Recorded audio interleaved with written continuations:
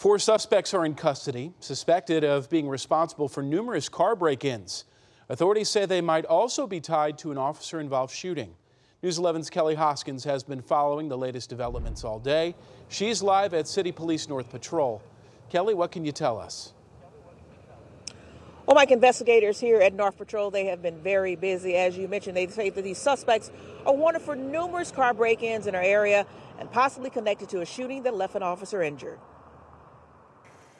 Late Wednesday afternoon, the St. Louis Metropolitan Police Department's Force Investigation Unit told us police and U.S. Marshals arrested 4 people who were possibly connected in an officer-involved shooting.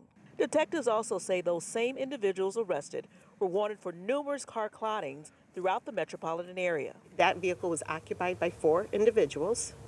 2 of them were taken into custody in the 5200 block of Norwood, and 2 fled into the 5200 block of Lexington, where they were taken into custody. One of the subjects was involved in a officer-involved shooting with a U.S. Marshal. That subject received a minor wound. The officer-involved shooting occurred sometime around 2 a.m. in the 3900 block of North Broadway, just north of the McKinley Bridge in the city's near North Riverfront neighborhood. St. Louis Police Chief Robert Tracy said 2 off-duty police officers, along with a 3rd person who is not currently an active city officer, were inside what he called a private establishment. These individuals turned around and fired on. This is not just off-duty police officers. This is anybody that goes outside. So we need to bring these individuals to justice. We make sure that they're held accountable to their actions. We are told that the off-duty officers noticed numerous suspects breaking into their cars. That's when one of the off-duty officers went outside to confront the suspects and was shot as he exited the doorway. The off-duty officer was hit in the right cheek and grazed in the back.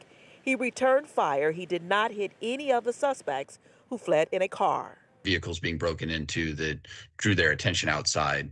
And again, immediately upon exiting their location, upon stepping out, opening the door, it's my understanding, is when they were immediately fired upon.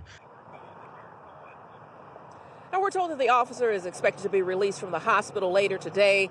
Meanwhile, police are not releasing the ages of the suspects or what charges they might face. Reporting live in North St. Louis, Kelly Hoskins, News 11.